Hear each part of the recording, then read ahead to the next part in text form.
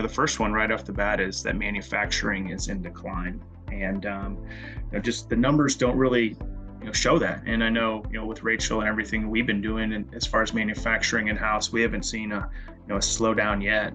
No, I definitely would say if you just kind of talk to your local suppliers and ask them about their lead times, you'll just hear based off of the lead times, a lot of them are giving that there's definitely not a slowdown. In general, you're seeing a pickup actually in manufacturing. I know at least for foundries, from the last 5 years, it's been about a 4% increase every year.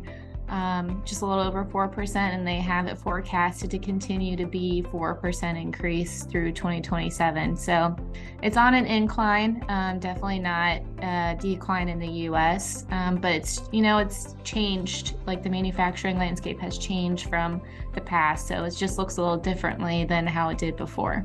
Maybe this is where the misconception comes from, that people think manufacturing is on a decline when in reality there may be less facilities doing it, but those facilities are growing even more and more.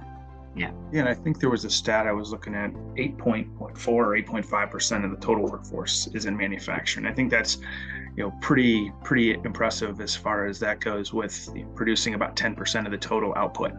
It just shows how manufacturing is driving a lot of the economy.